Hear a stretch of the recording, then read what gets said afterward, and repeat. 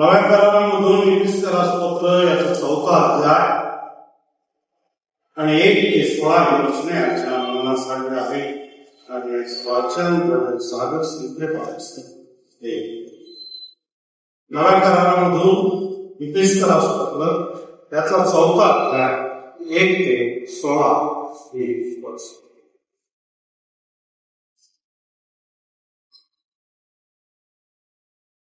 म्हणून मी जो प्रभूमध्ये बुद्धिमान तो मी तुम्हाला निर्मूल सांगतो की तुम्हाला झालेला वाचनाला शोभेल असे चाल पूर्ण नम्रता, सौम्यता व सहनशीलता दाखवून एकमेकांना प्रीतीने वागून घ्या. आत्म्याच्या द्वारे घडून आलेले ऐक्य शांतीच्या बंधनाने राखण्यास झटत जा. तुम्हाला झालेल्या वाचनापासून निर्माण होणारी आशा जशी एकच आहे तसे शरीरही एकच आहे व आत्माही एकच आहे. प्रभू एकच आहे, विश्वास एकच, बाप्तिस्मा एकच, सर्वावर आणि सर्वांमधून आणि सर्वांच्या ठायी असलेला देव जो सर्वांचा पिता तोही एकच आहे. तरी आपल्यापैकी कित्येकाला ख्रिस्ताने दिलेल्या दानाच्या परिणामाप्रमाणे अनुग्रह रूपी देणगी प्राप्त झाली आहे. म्हणून तो म्हणतो, त्याने उच्च स्थानी आगमन केले तेव्हा त्याने कैद्यांना कैद करून दिले व मानवांना देणग्या दिल्या. त्याने आगमन केले यावर तो पृथ्वीच्या अधोरेखी उतरला होता. यापेक्षा दुसरे काय काम झालं? जो खाली उतरला होता त्याने सर्व काही भरून टाकण्याच्या उद्देशाने सर्वोच्च स्वर्गावर आगमन केले आणि त्यानेच कोणी प्रसिद्ध, कोणी संदेशे, कोणी सुवार्तिक, कोणी पाळक व शिक्षक असे नेमून दिले. ते यासाठी की त्यांनी पवित्र जनास सेवेच्या कार्याकरता व ख्रिस्ताच्या शरीराची रचना पूर्णतेस नेण्यास सिद्ध करावी. देवाच्या पुत्रावरील विश्वासाच्या व तत्संबंधी परिपूर्ण ज्ञानाच्या एकत्वाप्रत प्रौढ मनुष्याप्रत ख्रिस्ताची पूर्णता प्राप्त होईल. अशा बुद्धीच्या मर्यादेप्रत आपण सर्व ऐवून पोहोचू तोपर्यंत दिले. यासाठी की आपण यापुढे बाळासारखे असू नये, म्हणजे माणसाच्या धूर्तपणाने भ्रांतीच्या मार्गास नेणाऱ्या युक्तीने प्रत्येक शिक्षण रूपी वाऱ्याने हिरकवणारे व फिरणारे असे होऊ नये. तर आपण पृथ्वीने सत्याला धरून मस्तक असा जो ख्रिस्त त्याच्याप्रत सर्व प्रकारे वाढावे. त्याच्यापासून पुरवठा करणाऱ्या प्रत्येक सांध्याच्या योग्य संबंध शरीराची जुळवून व जमाजमा होत असते आणि कित्येक अंग आपापल्या परिणामाप्रमाणे कार्य करत असता आपली रचना प्रीतीमध्ये होण्यासाठी शरीर आपली वृद्धी करून घेते. वाचलेले देवा अश्वर. संदेशाकडे जाण्याबद्दल आणखी एक गीत होणार आहे. माझे वडील शिरीष काळे या वेळेला हे गीत आहे.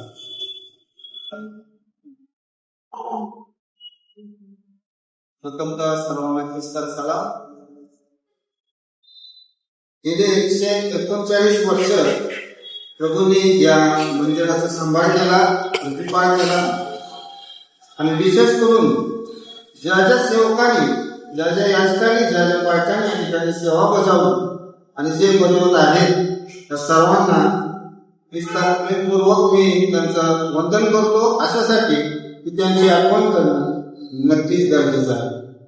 आज वेळाने हे गीत मी माझ्या मनामध्ये आलं की मंडळीची सेवा होऊ दे देवा. आज बरोबर मला मोठा काळ देखील मला देखील मिळाला की या मंडळीची सेवा करण्याचा. आज मी आताचं जे सेशन आहे साहेब त्यांना देखील मी आज शुभेच्छा देतो इथून पुढच्या वाटचालीच्या. आणि प्रभू करो आणखी अनेक वर्ष हे मंदिर असंच या सांगलीमध्ये एक सुंदर असं साक्ष त्या इतर समाजांना पाहू हीच अपेक्षा या वर्धापन दिनानिमित्त मी सर्वांना करतो. मंडळीची सेवा घडू दे देवा,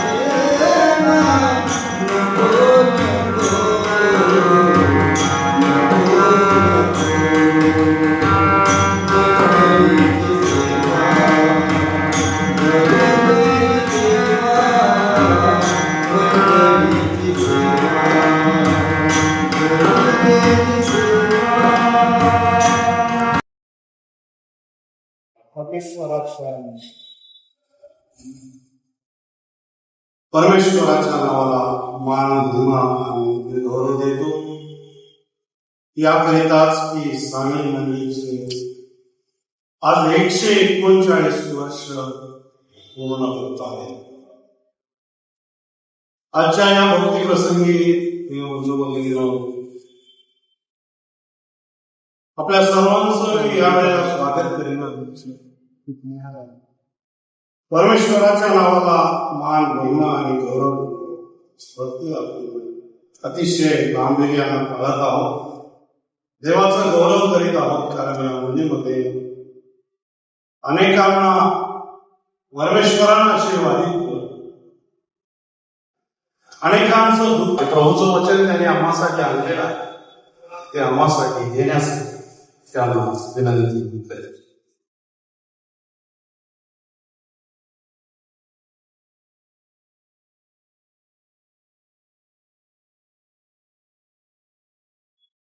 चाळीस दिवस उपवास प्रार्थना नंतर पवित्र सप्ताह. फार लंबा पल्ला आहे का, थकून गेला असेल. आणि मग बाळासाहेब असतात ते नाही की ते पण मी माझ्यासाठी बोलत होते. बाळाला एखाद्या वेळेला असं वाटू शकतं की मी पण या 40 दिवसांमध्ये मागील संपूर्ण पवित्र सप्ताहामध्ये एवढा बिझी होतो. तर तुम्हाला विनंती करतो की मी आज बसून उपदेश केला तर चालेल का? चालेल. परंतु असंच एकदा एका पालकाने विचारलं, त्यावेळेस ती मंडळी तुमच्या एवढी दयाळू नव्हती. ते म्हटले आमची काय हरकत नाही, पण मग आम्हाला पण परवानगी देते दिवस झोपून ऐकायचे.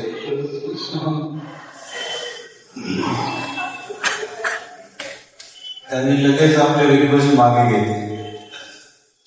मी प्रयत्न करेन उभा राहून संदेश देण्याचा. तर आपणही आज तसंच करणार आहोत. तर या दिवसांमध्ये देवाच्या वचनाची सेवा करत असताना मलाही खूप आशीर्वाद मिळाला, तुम्हालाही मिळाला असेल असं तुमच्या प्रतिसादावरून वाटतं. आणि देवाचं वचन जिवंत आहे, म्हणून देवाच्या वचनावर विश्वास ठेवून असं वाटतं की देवानं त्याच्या वचनाचं कार्य निश्चित केलं असेल आणि आपल्याला आशीर्वादित केलं असेल. तर ज्या मंडळीसाठी प्रभू येशू ख्रिस्ताने आपला प्राण दिला आणि आपल्या रक्ताने ही मंडळी विकत घेतलेली आहे, त्या मंडळीचा हा वर्धापन दिन.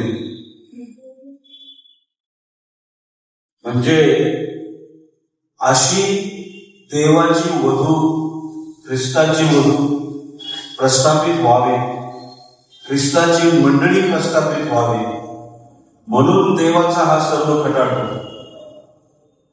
म्हणून हा उच्चांक आहे. मंडळी हा येशू ख्रिस्ताच्या कार्याच्या उद्देशाचा उच्चांक आहे.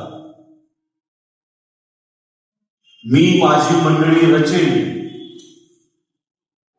मत्तई 16 मध्ये ज्यावेळेस येशू ख्रिस्ताने आपल्या शिष्यांना सांगितलं की मला आता यरूशलेमला जायचं, तिथे जाऊन मला धरतील, पकडतील, मारतील, परंतु मी 3ऱ्या दिवशी परत उठेन. शिष्यांना काही आयडिया आवडली नाही. मरण्याची वगैरे भाषा शिष्यांना कधीच नव्हती आवडत. त्याच्याशिवाय दुसरा सुचतच नाही का येशू ख्रिस्ता तुला वधस्तंभावर जायचंय, वधस्तंभावर जायचंय. आतापर्यंत 3दा सांगून झालंय की 3री वेळ तो बोलत आहेस की मला यरूशलेमला गेलं पाहिजे आणि तिथे जाऊन मी मरणार आणि परत 3ऱ्या दिवशी उठणार. आणि जर तुम्हाला माझ्या मागे यायचंय तर तुम्हालाही आपलं वधस्तंभ घेऊन माझ्या मागे यावं लागेल. वधस्तंभाशिवाय मंडळी उभारल्या जात नाही. गळ्यातला वधस्तंभ नाही. मंडळीसाठी खस्ता खाणे, मंडळीसाठी कष्ट उपसणे, मंडळीसाठी योजना करणे. पावलाने मंडळीसाठी काय काय दुःख भोगलं त्याची एक यादी आहे त्याच्या पत्रामध्ये. ते सर्व करणं म्हणजे तो वधस्तंभ मंडळीच्या उन्नतीसाठी, वाढीसाठी उचलणं. आणि या 139 वर्षाच्या काळामध्ये अनेकांनी तो वधस्तंभ उचलला असतो. ज्या वेळेस मी कोणत्याही मंडळीच्या वर्धापन दिनानिमित्त बोलतो त्यावेळेस मी त्या मंडळीच्या लोकांना आव्हान करतो की तुमच्या मंडळीचा आता 139 वर्षाचा इतिहास लिहून काढा. ऑलरेडी उशीर झाला, कारण पुढच्या पिढीला काहीच समजणार नाही, माहीत असणार नाही की ही आपली मंडळी कशी सुरू झाली, कोण कोण वधस्तंभ उचलले या मंडळीमध्ये, या मंडळीची उभारणी करण्यासाठी. तुमचे श्रम त्यांना समजणार नाही. तुमच्या पिढीपुढचे जे लोक आहेत त्यांना समजेल, त्यांना चांगलं वाटेल तुमच्या जीवनाबद्दल, परंतु त्याच्यानंतरच काय. आणि म्हणून मंडळांचा, स्थानिक मंडळांचा इतिहास लिहिणं फार गरजेचं आहे, जरुरी आहे. अजूनही आपल्या मंडळीत जे वयस्कर लोक आहेत ते जुन्या गोष्टी सांगू शकतील आणि मग त्या आपल्याला लिहून काढता येऊ शकते. आणि इतिहास, मंडळीचा इतिहास लिहिणं म्हणजे देवाचं कार्य जतन करून ठेवणं, म्हणजे पुढची पिढी ते कार्य वाचून देवाचं गौरव करू शकते. देव हा कार्य करणारा देव आहे. अगदी उत्पत्तीपासून असाच देव आपल्याला पवित्र शास्त्रामध्ये प्रगट करण्यात आलेला आहे की देव हा कृतिशील आहे, कार्यशील आहे, सतत रीतीनं कार्य करणारा आपला देव आहे. आणि म्हणून उत्पत्तीमध्ये तो कार्य करतानाच दिसतो. या सृष्टीची उत्पत्ती त्याने केली, माणसाची उत्पत्ती त्याने केली. अशा रीतीनं देव सातत्यानं कार्य करत असलेला देव आपल्याला दिसतो. आणि देवाची कार्य करण्याची पद्धत ही एकच राहिलेली आहे, अगदी उत्पत्तीपासून आताही. तो आपली कार्यसिद्धी त्याच्या आत्म्याच्या द्वारे करतो. देव आपल्या आत्म्याच्या द्वारे कार्य करतो. देव शब्द बोलला आणि निर्माण झाले, परंतु हा शब्द बोलण्यासाठी श्वास लागतो, हा शब्द बोलण्यासाठी वायू लागतो. आणि पवित्र शास्त्रामध्ये हा श्वास म्हणजेच देवाचा आत्मा. या श्वासालाच आणि पवित्र आत्म्याला जो शब्द वापरलेला आहे रुवा, तो एकच. आणि म्हणून बोलताना पवित्र आत्मा, देवाचा श्वास आपोआपच तिथे आहे. आणि म्हणून निर्मितीमध्ये त्रैक्य देव समाविष्ट आहे, ती उत्पत्ती करत असतात. त्या दिवशी आपण वचन पाहिलं उत्पत्तीमध्ये की देवाने मातीचा मनुष्य घडला, परंतु त्याला जीवदान देण्यासाठी, त्याला जीवधारी बनवण्यासाठी त्याने त्याच्यामध्ये आपला श्वास फुंकलेला. आणि म्हणून देव कार्य करतो ते त्याच्या आत्म्याच्या द्वारे. आणि म्हणून पवित्र शास्त्रामध्ये ते आपलं प्रसिद्ध वचन, बलाने नव्हे, पराक्रमाने नव्हे, तर देवाच्या आत्म्याने कार्य सिद्ध होईल. हीच देवाची पद्धत. तो कार्यशाली देव आहे, परंतु आपल्या आत्म्याच्या द्वारे तो कार्य करतो.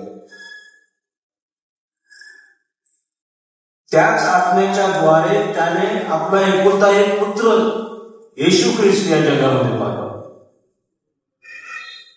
त्या येशूची गर्भधारणा आपल्या मातेच्या उदरामध्ये पवित्र आत्म्याच्या द्वारे झालं. ते कार्य देखील देवानं आपल्या आत्म्याच्या द्वारेच घडवून आणलं. नंतर येशूने ज्यावेळेस आपल्या कार्याची सुरुवात केली त्यावेळेस लोककृष्ण वर्तमान 4 अध्याय 11-19 या वचनांमध्ये तो म्हणतो की देवाचा आत्मा मजबूर आला आहे दिनास शुभवृत्त सांगण्यासाठी, चाचलेल्यास मोकळं करण्यासाठी वगैरे वगैरे. आणि म्हणून येशू ख्रिस्ताचं कार्य देखील पवित्र आत्म्याच्या द्वारे या जगामध्ये घडवून आणण्यात आलेला. आणि मग येशू ख्रिस्तानंतर त्याचे प्रेषित, त्या प्रेषितांना एक विशिष्ट कामगिरी सोपवलेली आहे आणि हे सांगण्यात आलेलं आहे की पवित्र आत्मा तुमच्यावर येईल, मग तुम्हाला हे करता येईल. म्हणून तिथे देखील येशू ख्रिस्ताचं कार्य, देवाचं कार्य पवित्र आत्म्याच्या द्वारे प्रेषितांकडून होत आहे. प्रेषितांनी मंडळ्या स्थापन केली आणि मग ते सेवा कार्य मंडळांवर सुपूर्द करण्यात आलं. जिथं जिथं मंडळ्या प्रेषितांनी स्थापन केल्या तीच जबाबदारी प्रेषितांनी मंडळांना दिली आणि त्याच पवित्र आत्म्याच्या द्वारे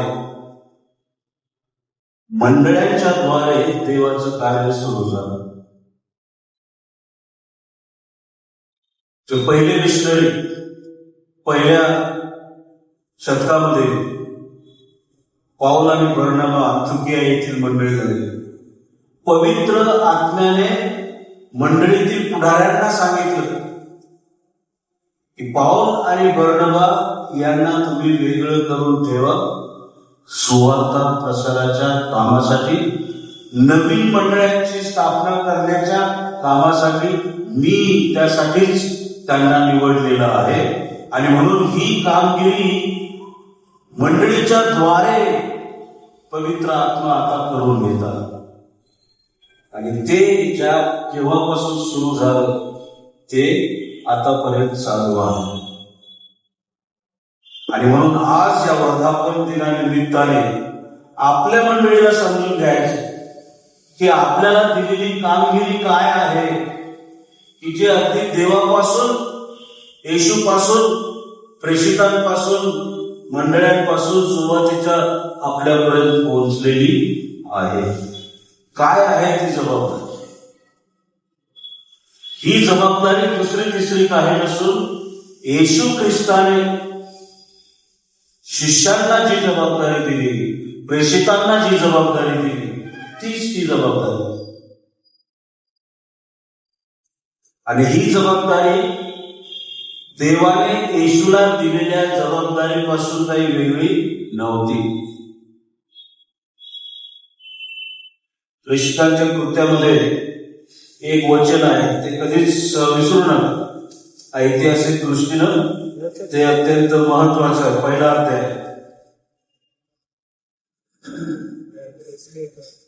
थियोफिल महाराज,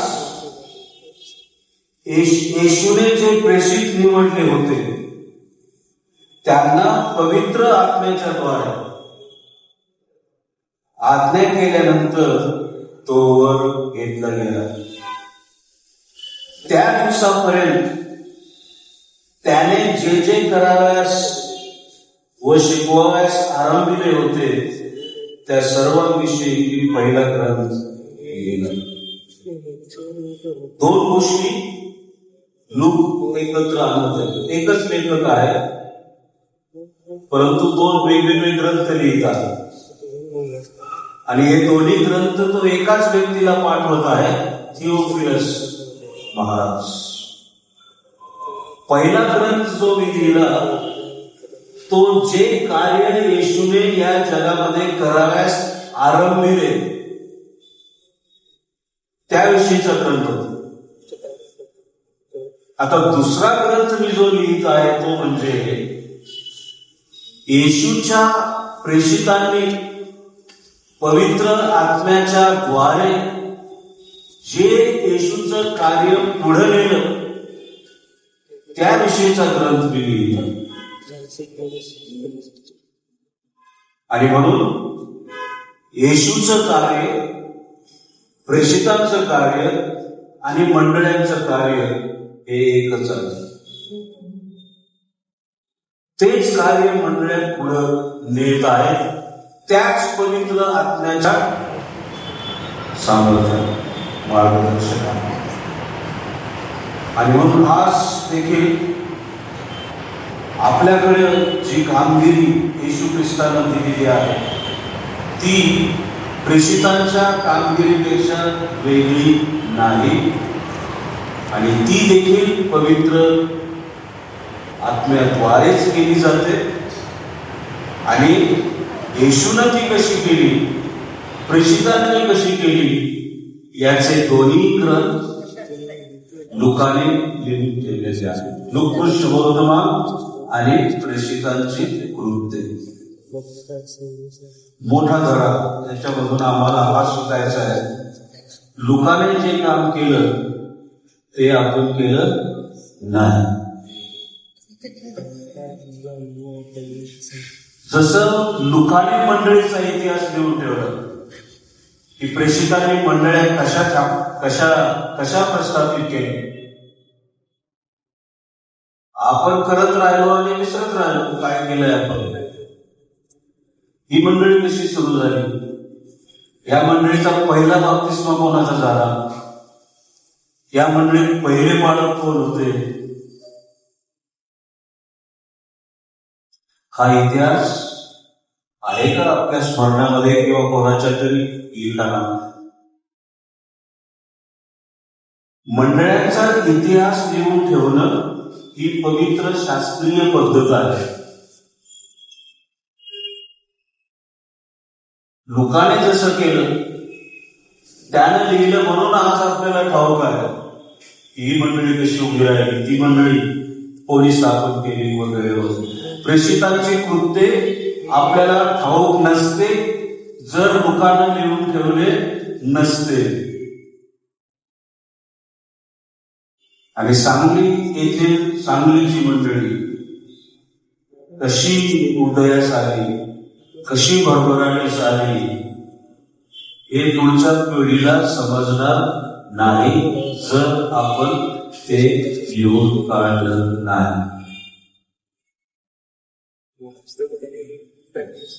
कोण पुढाकार घ्यायला, आम्ही आमच्या मंडळीचा इतिहास जेवढा आम्हाला आठवेल तेवढा लिहून काढू आणि 1940 वर्धापन दिनानिमित्त तो प्रसिद्ध करू. चांगला प्रॉब्लेम. ओके, आपले सेक्रेटरी साहेब नेहमी धडाडीने समोर असतात आणि त्यांच्या बरोबरीनं इतर हात वर होत आहेत. चांगली गोष्ट. मला बोलवलं नाही तरी मी येईल वर्धापन दिनाला आणि पाहिजे ते पुस्तक तयार झालंय. बर, तर येशूनं आपल्या शिष्यांना जी कामगिरी दिली आत्म्याच्या द्वारे करण्यासाठी ही सर्वांना ठाऊक आहे. म्हणून आपण त्यावर जास्त वेळ खर्च करणार नाही. म्हणून आज मी जे बोलत आहे ते नवीन नाही, आठवण करून देत. हे आपल्याला फार लहानपणापासून कळलेलं आहे, परंतु म्हातारे झालं तरी वळलेलं नाही. कळलेलं पुष्कळ दिवसापासून, पण अजूनही वळलेलं नाही. हे वळावं म्हणून मी कळवत आहे पुन्हा एकदा. आणि जोपर्यंत हे वळत नाही तोपर्यंत कोणी ना कोणी सांगत राहील. आणि म्हणून येशूने आपल्या शिष्यांना जी कामगिरी दिली होती त्याला आपण लहानपणापासून ओळखतो एका नावाने, आणि ती म्हणजे महान आज्ञा, ग्रेट कमिशन. म्हणून नवीन काही नाही. परंतु या ग्रेट कमिशन मध्ये, या महान आज्ञेमध्ये येशू ख्रिस्ताने आपल्या प्रेषितांना 7 गोष्टी करायला सांगितल्या. कदाचित ते विच्छेदन तुम्ही केलं नसेल, मी केलं, की या महान आज्ञेमध्ये, की जी महान आज्ञा फक्त मत्तयात नाहीये, मार्कमध्ये पण आहे, लुकात पण आहे, योहानात पण आहे आणि प्रेषितात पण आहे. पहिल्या 5 पुस्तकांमध्ये आहे ही महान आज्ञा वेगवेगळ्या शब्दांमध्ये. आणि त्याचा गोषवारा जर आपण काढला तर येशू ख्रिस्ताने प्रेषितांना 7 गोष्टी करायला सांगितल्या होत्या. आणि त्या दिवशी, स्वर्गारोहणाच्या दिवशी, त्याच्या काही तास आधीच हे सांगून झालं होतं. मत्तईमध्ये शेवटच्या 28व्या अध्यायाचं स्वर्गारोहण झालं. आणि म्हणून स्वर्गारोहण आणि 7 ही जी महान आज्ञा देण्यात आली त्याच्यामध्ये जास्त काळ ओलांडलेला नाही. जाता जाता सांगितलेले हे शब्द आहेत की मी चाललो, आता माझं काम संपलं, हे तुम्ही करा. 7 गोष्टी. पहिली गोष्ट,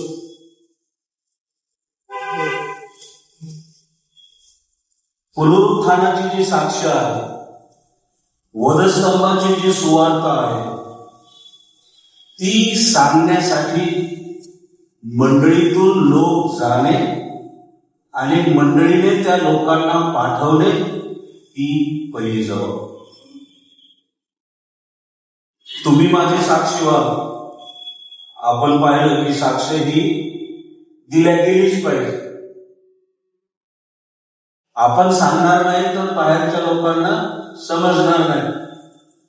आणि म्हणून येशू ख्रिस्ताने जी पहिली कामगिरी किंवा कामगिरीमध्ये जे पहिलं कार्य मंडळीला दिलेलं आहे ते म्हणजे वधस्तंभाची सुवार्ता आणि रिकाम्या कबरीची म्हणजेच पुनरुत्थानाची साक्ष देण्यासाठी मंडळीने लोक पाठवले पाहिजे आणि मंडळीतूनच ते लोक गेले पाहिजे. याचं उत्तम उदाहरण पुन्हा अंतोकिया येथील मंडळी. पौल आणि बर्नबा यांना मंडळीने पाठवले. आमच्या वतीनं तुम्ही जा, वधस्तंभाची सुवार्ता आणि पुनरुत्थानाची साक्ष द्या. आम्ही तुम्हाला पाठवतो. आणि ते म्हटले होय, आम्ही पण जायला तयार आहोत. तर ही जी प्रक्रिया आहे प्रत्येक मंडळीतून व्हायला पाहिजे. प्रत्येक मंडळीत जाणारे असले पाहिजे आणि त्या जाणाऱ्यांना पाठवणारी मंडळी असली पाहिजे.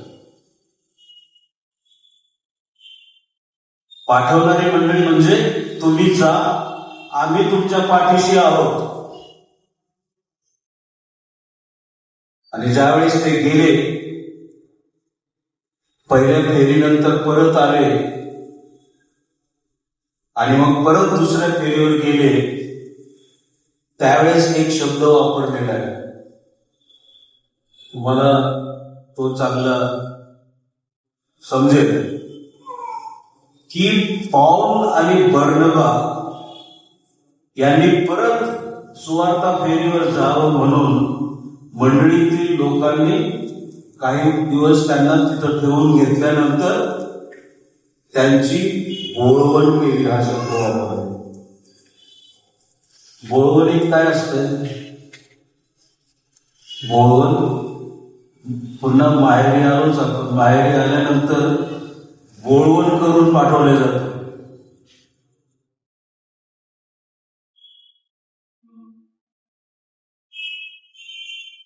म्हणजे मुलगी किंवा सूनबाई परत येते त्यावेळेस बऱ्याच दिवस पुरल असं असतं त्यामध्ये. खाणं पिणं म्हणा जे काय असेल. आपल्या लेकीला 2-3 महिने का होईना काही कमी पडू नये, तिला आवडत्या वस्तू पदार्थ तिथे असावेत. बोळवण मंडळीने त्यांची बोलवण केली म्हणजे आता या सुवार्ते फेरीमध्ये कुठं कुठं ते प्रवास करते सांगता येत नाही, किती लांब जावं सांगता येत नाही, परंतु जिथे जातील तिथे ज्या प्रसंगात त्यांना सुवार्तेचं कार्य करावं लागेल त्या सर्व प्रसंगी त्यांच्याजवळ भरपूर असावं, उपासमार होऊ नये. या गोष्टी मंडळीनं त्यांना देऊन पाठवलेला. आणि म्हणून जाणे आणि पाठवणे यांना, या दोन गोष्टींना विभक्त करता येत नाही.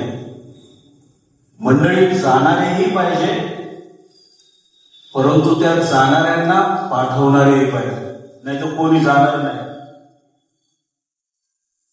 आजकाल कोणी येत का नाही?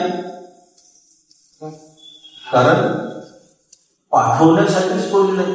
पाठवणं म्हणजे फक्त कमिटीचा एखादा निर्णय घेणे नाही की जा बाबा तिकडं त्या खेड्यात जाऊन सेवा कर, त्याला पाठवणं नाही म्हणतात, त्याला हाकलून देणं म्हणतात. पाठवणं म्हणजे सेवकांची जबाबदारी घेणं, त्यांच्या पाठीशी उभं राहणं, सेवा करता येईल अशा रीतीनं त्यांना पाठिंबा देणं, त्याला पाठवणं. आणि म्हणून पाऊल आणि बर्नबास या 3 फेऱ्या करू शकल्या आणि अनेक मंडळ्या स्थापन करू शकल्या की ते मंडळांचं लोन आपल्यापर्यंत येऊन पोहोचलं. जगभर मंडळांची स्थापना झाली, कारण जाणारे 2 मंडळांमध्ये होते आणि पाठवणाऱ्या मंडळ्या होत्या.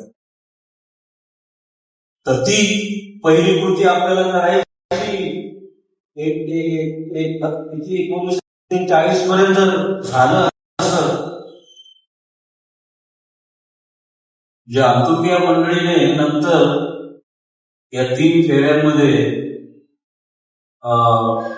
अनेक मंडळ्या स्थापन केल्या. जर मोजल्या तर प्रत्येक फेरीमध्ये जवळजवळ 10 ते 12 मंडळे स्थापन करून ते परत आले, परत दुसऱ्या नवीन ठिकाणी गेले. अंतुकियापासून गेलेले आणि पाठवलेले 139 वर्षाच्या काळामध्ये किती लोक गेले सांगलीत?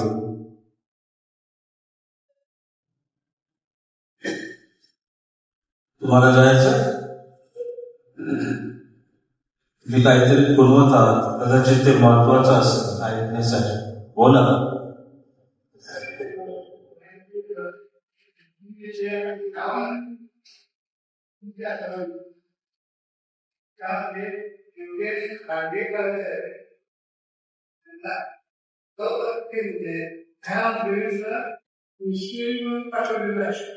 आहे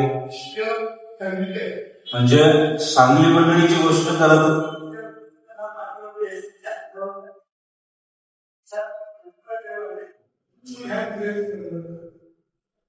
ही घंटा कोणाची असते? अच्छा, बालाजी म्हणजे आपल्यासारखीच आहे. बरं, तर साहेबांचं असं म्हणणं आहे की ही पाठवण्याची प्रक्रिया मागे कधीतरी झालेली आहे, म्हणून इतिहास लिहिणं गरजेचं आहे. बाकीच्या कोणाला माहीत पण नव्हतं असं असं झालंय म्हणून. परंतु शेवटचा मिशनरी किंवा शेवटची व्यक्ती की जी या मंडळीमधून गेली आणि पाठवली, ती आपल्याला आठवते का? कधी झालंय? 10 वर्षापूर्वी, 20 वर्षापूर्वी कधी झालं? ज्यावेळेस मुलीचं लग्न होतं, आई वडिलांना अपेक्षा असते की आता मूल होईल, म्हणजे ती नॅचरल डिझायर अपेक्षा असते. अनेक वर्ष नाही झालं तर चिंता वाटते, आणि झालं आणि मग परत 15-20 वर्षाचा गॅप पडला तर मग आणखी चिंता वाटते, हे काय झालं. मंडळी देखील ख्रिस्ताचं शरीर आहे आणि दाम्पत्य, स्पिरिच्युअल सनशिप, डॉटरशिप हे अपेक्षित आहे. की या वधूला संतती व्हावी, नाही झाली तर झोप उडायला पाहिजे. मंडळीच्या पुढाऱ्यांची, बाळासाहेबांची, माझी, आपली झोप उडायला पाहिजे की काहीतरी बिघडले, कुठेतरी तपासण्याची गरज आहे. मंडळीला क्लिनिक मध्ये घेऊन गेला का कधी की आपल्याला का मुलं होऊन नाही राहिले?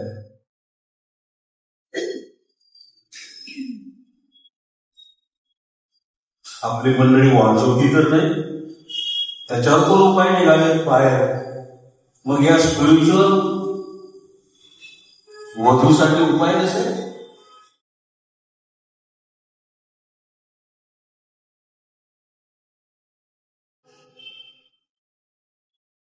किती दिवस दोघंच भजन म्हणत बसलं? लेकरं बाळ पाहिजे आजूबाजूला, शेजारच्या गावामध्ये नवीन मंडळी पाहिजे, त्या दुसऱ्या तालुक्यात एक मंडळी पाहिजे. 139 वर्ष झाले ही अपेक्षा येशूला मंडळी होती. आणि त्या काळच्या मंडळ्या नवीन मंडळ्यांना जन्म देणाऱ्या मंडळ्या होत्या.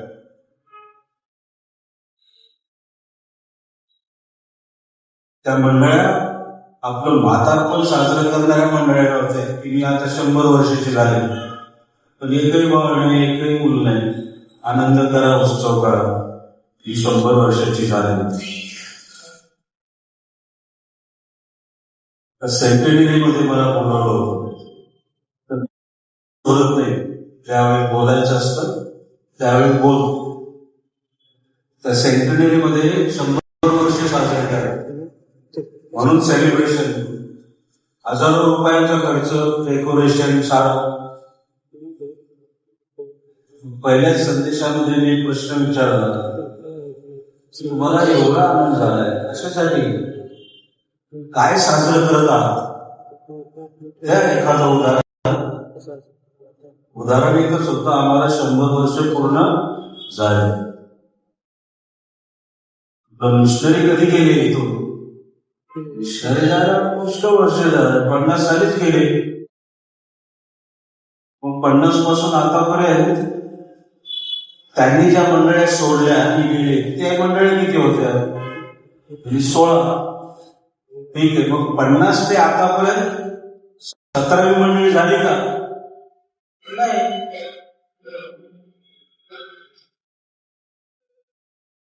अहो, पण आम्ही फार ट्रॅक्स वाटले, जिपा भरू भरू आम्ही हा बाजार कर, ती यात्रा कर, इकडं जा तिकडं जा, ट्रॅक्स वाटतच गेलो.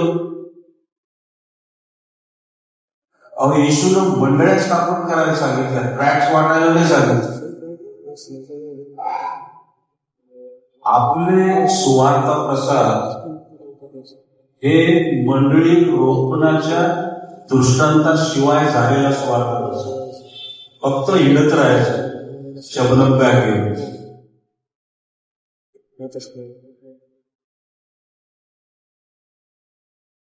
पण ही सुवार्ता मंडळी स्थापन होण्यासाठी मी करतोय हे डोक्यात भिनलेलंच नाही.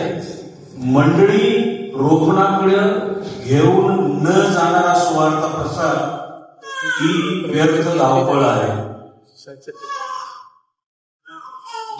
माझ्या सुवार्ता प्रसाराकडून मंडळीची स्थापना होईल, त्या एकमेव ध्येयानं शब्दांचा बॅग घेऊन बाहेर पडा,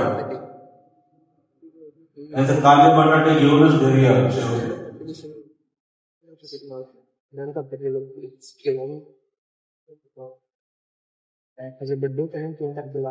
आणि मग येशूने बाकीच्या कृती करायला सांगितलं, जा प्रचार करा, शिक्षण द्या, साक्षी व्हा,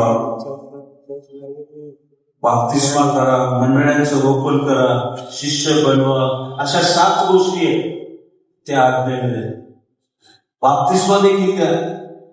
ज्यावेळेस आपण सुवार्ता प्रसार करतो, लोकांना सुवार्तेचं शिक्षण देतो, सुवार्ता ही ती सुवार्ता ऐकून विश्वास ठेवण्यासाठी असते. शिक्षण, जी सुवार्ता आपण सांगितली ती त्यांना समजावी, जाणून बुजून त्यांनी विश्वास ठेवावा म्हणून शिक्षण असतं. आणि त्यावेळेस अशी सुवार्ता सांगितली जाते, शिकवली जाते, त्यावेळेस काही लोक येतील आपल्याकडे की आम्ही सुवार्तेवर विश्वास ठेवलाय आणि येशूवर विश्वास ठेवणे म्हणजे काय आम्हाला आता कळलेलं आहे तुमच्या शिक्षणावर, तर बाप्तिस्मा द्या ना कृपा करून. आजकालच्या मंडळाला बाप्तिस्मा द्यायला घाबरत. बीजेपीचं राज्य आहे ना, मग कसं काय. पण तिथे पर्याय आहेत ना, मार्ग आहेत देण्यासाठी, सोय आहे. जरी अँटी रिलिजियस बिल झालं तरी एखादी व्यक्ती बाप्तिस्मा घेऊ शकते एका विशिष्ट पद्धतीने. आणि हा आपल्या कॉन्स्टिट्यूशनने दिलेला अधिकार. एक गोष्ट लक्षात ठेवा, ज्यावेळेस एखादी गोष्ट आपण वापरत नाही त्यावेळेस ती संपुष्टात येते कालांतराने. एक रस्ता आहे तुमच्या घराकडे जाण्याचा, पाऊलवाट. जोपर्यंत त्यावर तुम्ही चालता तोवरती पाऊलवाट बनलेली असते. सर्वांना समजते हा जाण्याचा रस्ता. काही काळ जर तुम्ही त्या वाटेने जायचं थांबला, त्याच्यात गवत उगवेल, कचरा पडेल, कोणी जाणार नाही त्या रस्त्याने परत. आपल्याला कॉन्स्टिट्यूशनने दिलेले जे अधिकार आहेत ते जर आपण वापरले नाहीत तर बुजून जातील. ते लोकांच्या अंगवळणी पडेल. म्हणून आता बऱ्याच गोष्टी ज्या आपण पूर्वी करायचो आता करत नाही, आणि आता लगेच अचानक करायला लागलो तर लोकांना प्रश्न पडते, का तुम्ही तर मागच्या 40 वर्षात काहीच केलं नव्हतं हे, आता परत अचानक लोकांना विसर पडतो. म्हणून आपल्या ज्या हक्काच्या गोष्टी आहेत त्या आपण सातत्यानं केल्या पाहिजे. प्रभात फेरी बंद नका पाडू. आता लोकांना त्याची सवय झाली. सुवार्ता प्रसाराची देखील सवय होऊ द्या. आपण सोडून दिलाय म्हणून त्यांना आता ते आउटडेटेड वाटतं. कशाला आउटडेटेड होऊ द्यायचं. त्याचे अधिकार आपल्या पवित्र शास्त्रामध्ये आहे. तो आपल्या धर्माचा भाग आहे आणि धर्म स्वातंत्र्य आहे.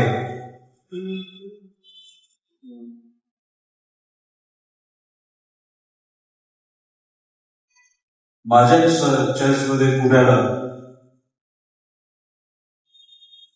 एक ग्रुप बाप्तिस्मा द्या म्हणून कंटाळलं. शेवटी त्यांनी दुसरीकडे कुठेतरी जाऊन बाप्तिस्मा घेतली.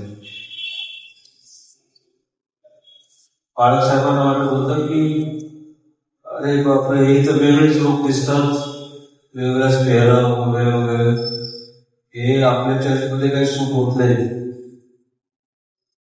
म्हणून थांबाबोळ करता ते कंटाळले बिचारे, दुसरीकडे बाप्तिस्मा.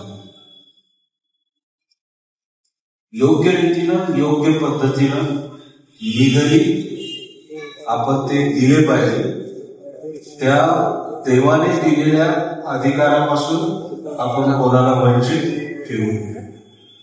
आणि म्हणून येशू ख्रिस्ताने ती देखील कृती आपल्याला करायला सांगितलेली आहे. तर हे जर मंडळीमध्ये, कारण हे मंडळीकडून पवित्र आत्म्याच्या द्वारे व्हावं अशी देवाची योजना आहे. आणि म्हणून सांगली मंडळीमधून जर हे व्हायचं असेल तर पुढाकार घ्यावा लागला. सुरुवातीच्या मंडळांमध्ये का झालं? प्रेषितांनी पुढाकार घेतला. त्यांनी प्रस्थापित केलेल्या मंडळांच्या द्वारे का झालं? त्या मंडळांमध्ये त्यांनी नेतृत्व उभं केले, लोकांना प्रशिक्षित केलं. पुढाकाराशिवाय शक्य नाही. ह्या आपोआप होणाऱ्या गोष्टी नाहीत. ही आपोआप गोल फिरणारी वावटळ नाही. पुढाकार घ्यावा. पुन्हा हातवर करायचं की काय? कोण पुढाकार नाही. पुनरुत्थानाचे पहिले साक्षीदार त्या उजव्या बाजूने बसलेले आहेत.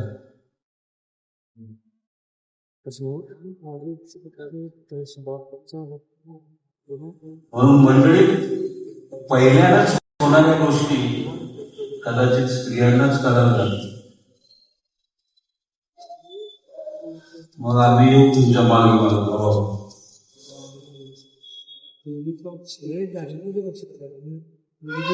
बर, ती झाली पहिली बाब, की पवित्र आत्म्याच्या द्वारे मंडळीकडून जी महान आज्ञा आहे की जी या सप्तकल्पी कृती योजनेने भरलेली आहे. ही सप्तकल्पी कृती योजना मंडळीला येशूने दिलेली पवित्र आत्म्याच्या द्वारे अंमलात आणण्यासाठी.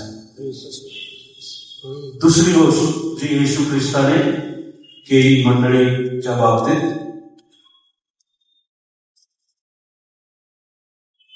प्रेषितांचे प्रत्येक दुसऱ्या अध्यायात पवित्र आत्मा येण्याचा उल्लेख आहे.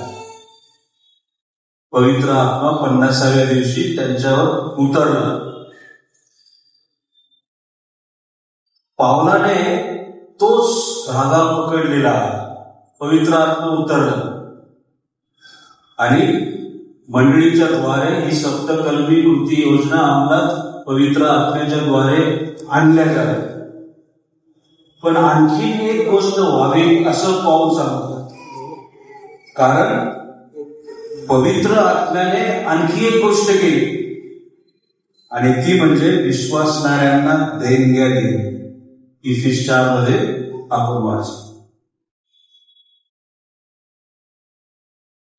देणग्या, स्पिरिच्युअल गिफ्ट ज्याला आपण म्हणतो. एक साधी सोपी आत्मिक देणगी, स्पिरिच्युअल गिफ्ट, याची व्याख्या लक्षात घ्या. स्पिरिच्युअल गिफ्ट किंवा आत्मिक दान म्हणजे पवित्र आत्म्याने प्रत्येक विश्वासणाऱ्याला सेवा करण्याची दिलेली पात्रता. पवित्र आत्म्याने प्रत्येक विश्वासणाऱ्याला सेवा करण्याची दिलेली पात्रता. कमीत कमी एक तरी. एखाद्याला एकापेक्षा अधिक असू शकतं, पण पाऊल हे पण म्हणतो की एकाला साऱ्या दिलेल्या नाहीत. या विभागून दिलेल्या आहेत, वाटून दिलेल्या आहेत. जसं शरीरामध्ये अनेक अवयव आहेत आणि त्या अवयवांनाही काम वाटून दिलेली आहेत. पायाने सर्व गोष्टी होत नाही. मग सर्कसमध्ये जावं लागतं, कुंडळीतले राहतात. वेगवेगळ्या अवयवांना या गोष्टी करता याव्यात म्हणून वाटतो. आणि पाऊल पुढे सांगतो या 4थ्या अध्यायाची आपण वाचलं की या सेवेच्या क्षमता ज्या आहेत, या सेवेच्या पात्रता ज्या आहेत, स्पिरिच्युअल गिफ्ट म्हणून तुमच्याकडे आलेल्या आहेत, त्या वापरण्यासाठी प्रभावी रीतीनं, फलद्रुप रीतीनं वापरण्यासाठी मंडळीतील लोकांना प्रशिक्षणाची गरज आहे. शिकल्याशिवाय, शिकवल्याशिवाय गिफ्ट असलं तरी फायदा नाही. प्रशिक्षण पाहिजेच. आणि म्हणून 11-12 वचन तिथीच्या खूप महत्वाचं की मंडळीतील लोकांना सेवा करण्याच्या पात्रता पवित्र आत्म्याने दिलेल्या आहेत. परंतु ही कोणतीही सेवा करण्याची पात्रता प्रशिक्षणाशिवाय वापरता येत नाही आणि ती वापरूही नये. हा मंडळीचा नियम आहे पवित्र शास्त्र.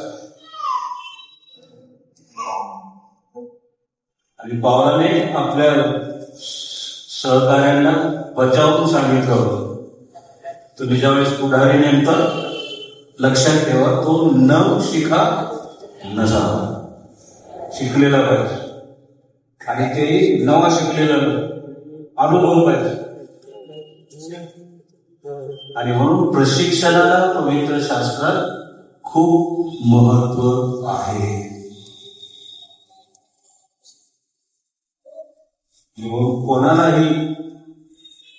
कोणालाही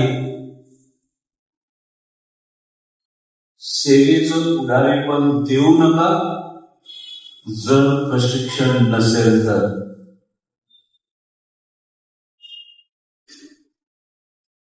कारण प्रशिक्षणाशिवाय ही सेवेची पात्रता आपण वापरू नये. मंडळीसाठी ते चांगलं आहे. आणि प्रत्येक दिलेल्या सेवा कार्याचा उद्देश एकच आहे, मंडळीचं उन्नतीकरण, एडिफिकेशन ज्याला आपण म्हणू, मंडळीची उन्नती व्हावी, मंडळीची वाढ व्हावी. यामुळे पवित्र आत्म्याने या सर्व पात्रता दिलेल्या आहेत. आणि त्या पात्रता प्रभावी रीतीनं तोपर्यंत वापरल्या जात नाही तोपर्यंत त्या वापरण्यासाठी आपल्याला प्रशिक्षण दिलं जातं. आणि म्हणून पौल म्हणतो की प्रत्येक मंडळीमध्ये शिकवणारे पाहिजे आणि शिकणारेही पाहिजे. प्रशिक्षकही हवे आहेत आणि प्रशिक्षणार्थी देखील हवे आहेत.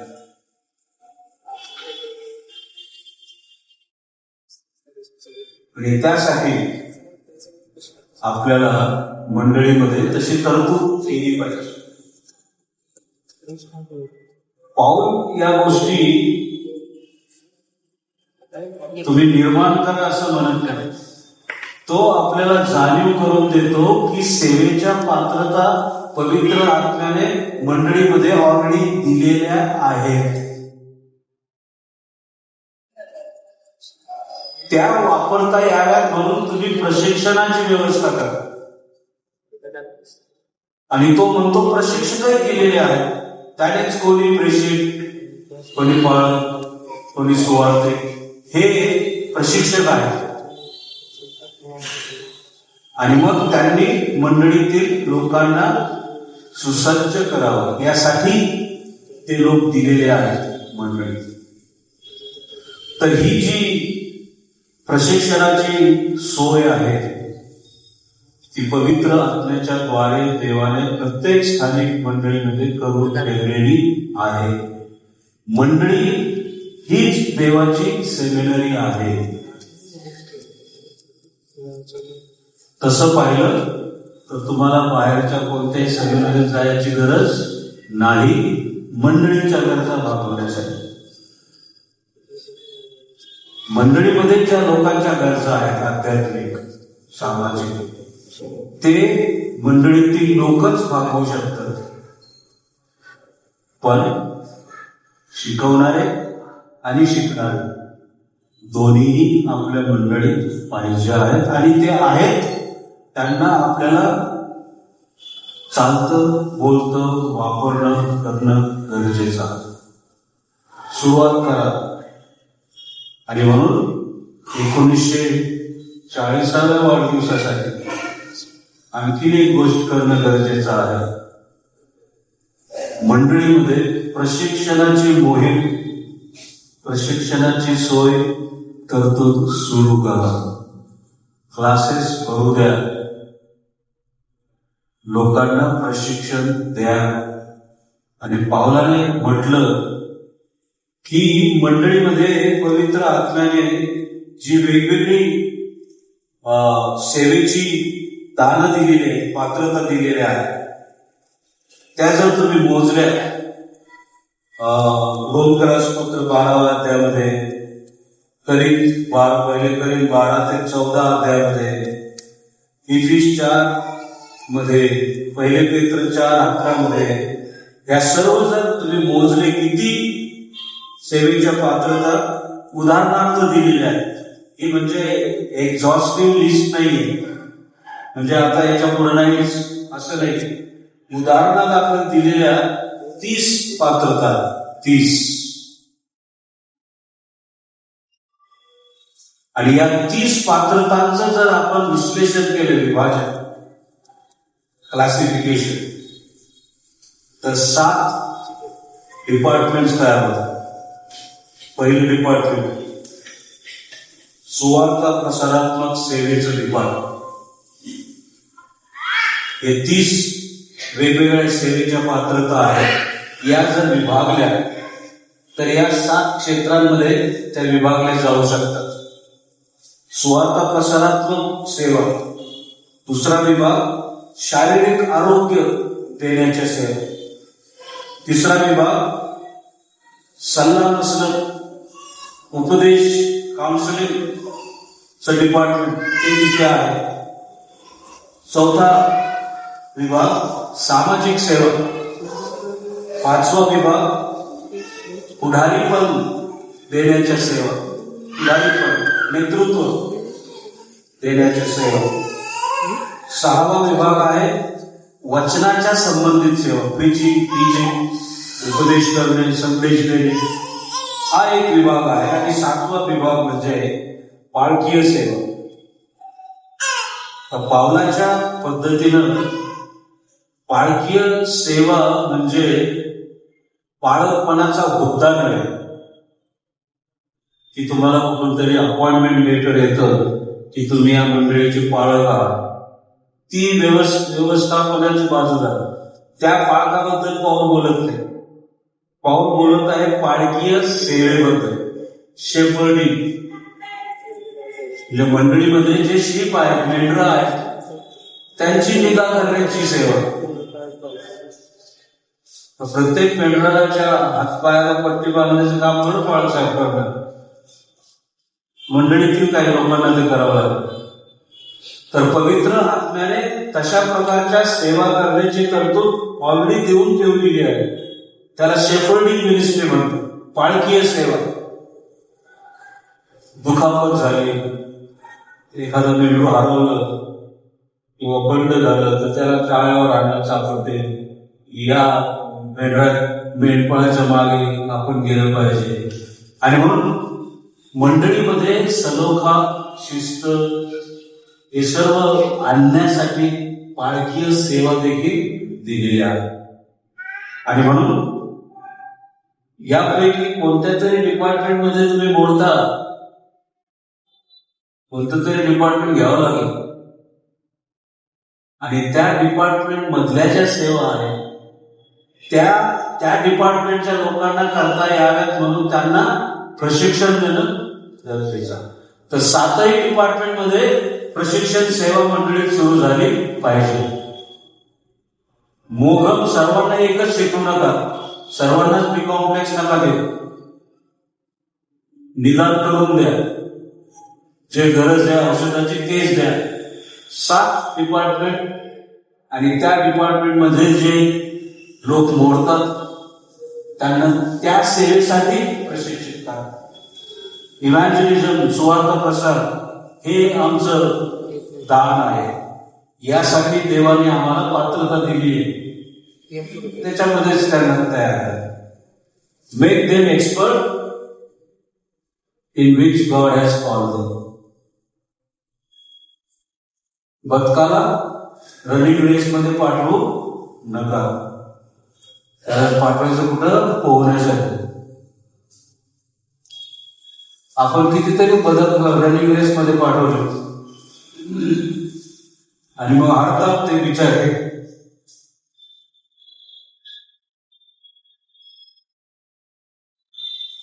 आणि म्हणून मंडळीमध्ये लोकांच्या देणग्यांनुसार प्रशिक्षण झालं पाहिजे.